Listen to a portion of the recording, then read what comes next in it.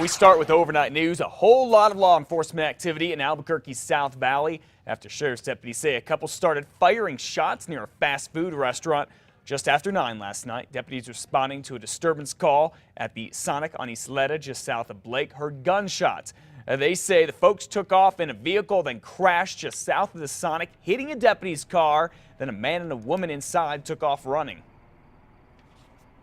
The male subject was found about 4 blocks west of the Sonic here. In what kind of area? It was in a residential area, hiding on a ditch bank. The deputies say they think that man was armed. He was arrested and is being treated for some kind of an injury to his leg, but we're told it's pretty minor. Now deputies are trying to figure out exactly what happened with this shooting. It does appear that deputies were involved. Okay. Again, the number of deputies, number of shots fired, and the exact exchange, we don't know at this point. That's what we're looking into. And as soon as someone did discharge their weapon. Weapons were discharged, yes. And as soon as we have more information, we'll provide that to you. Kind of ambiguous there from Sergeant Aaron Williamson about if deputies actually fired their guns. We do know no deputies were hurt, and they are still looking for the woman involved. They do not have a description of her. And we just checked, Isleta down there by Blake is open this morning. We'll keep you updated.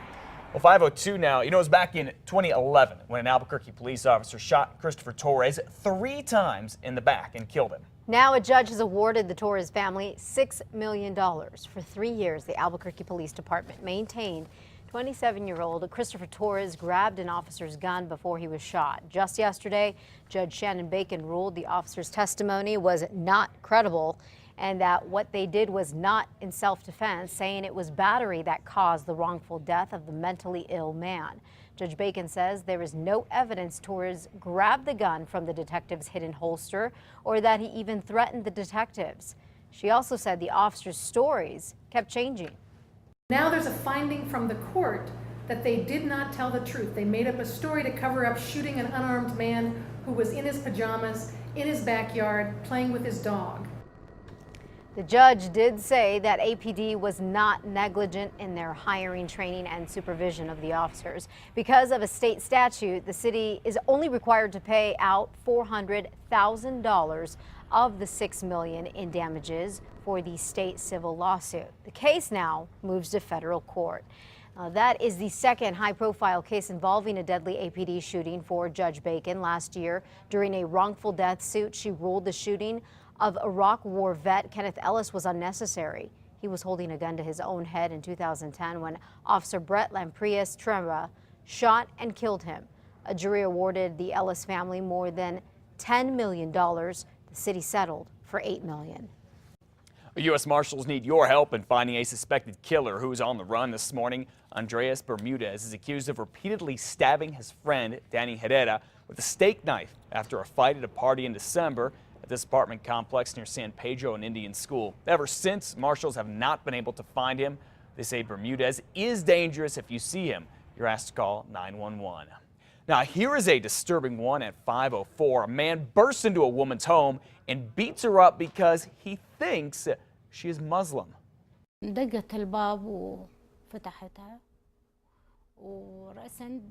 Siham Jabber is a U.S. citizen from Iraq. She says she thought her husband was at the door last week at their apartment in Albuquerque, but a strange man with a mask on barged in, punched her in the face and the stomach while shouting profanity about Muslims. Then she says the man ransacked their home, stole jewelry and money, even found the couple's U.S. citizenship papers and ripped them up in front of the woman. Definitely a hate-specific crime with the robbery and also the anti-religious aspect of anti-Muslim. Now, the ironic thing here, the family is actually Catholic and left Iraq years ago because of the persecution there. If you have any idea who the man is involved in this, please call APD. And we have an update now to the Christmas killings in Santa Fe from back in 2012. The Santa Fe New Mexican says this man, Joe Rivera, will spend the next 27 years in prison for killing 2 men at a Christmas party. Rivera was found guilty of second-degree murder for killing John Griego and voluntary manslaughter for killing Nicholas Baker. Rivera shot the 2 men outside the Griegos' home on Christmas Day back in 2012. Rivera says he was defending himself and his 16-year-old brother, but obviously the judge disagreed. Liz? The controversy over the mascot for the Washington Redskins is heating up again. A group who wants the team name and mascot changed aired this 60-second commercial during the NBA Finals game last night. The ad made by the National Congress of American Indians was originally 2 minutes long but was cut down for air.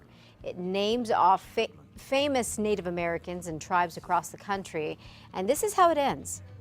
Native Americans call themselves many things.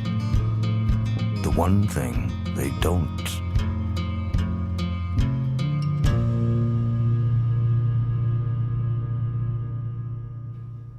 The ad did not air here in New Mexico. It only played in select major cities. Last month, half of the U.S. Senate sent a letter to the NFL commissioner asking the league to force the team to change its name. Well, Metro Court has a new chief judge who is about to take up the gavel. It's Henry Alanis. He's a native New Mexican from Roswell here, and he'll officially take the bench July 1st and preside over one of the busiest courts in the state. Just last week, Judge Julie Altweiss announced she's retiring after serving a year and a half as chief judge. Bernalillo County Commissioner Art De La Cruz wants to create a citizen oversight committee for the Metro Detention Center and eliminate solitary confinement, but corrections officers say that could put them in danger. You would sentence our officers to injury by eliminating segregation, because basically you become a referee in daily fights. What's disappointing to me is that a vast majority of the individuals in segregation are mentally ill. So rather than getting treatment, they're put into segregation where it only exacerbates a problem. Almost 40 inmates are in isolation right now for breaking the rules. Stephen Perkins, the corrections officers president, whom you just heard from, says most involve violent offenses. Commissioner De La Cruz says throwing them in a cell alone isn't always the answer. He wants to see mental health and substance abuse treatment options instead of just isolation. He's also calling for a paid citizens advisory committee to review cases of force by officers. In fact, there were 8 of those just last month alone.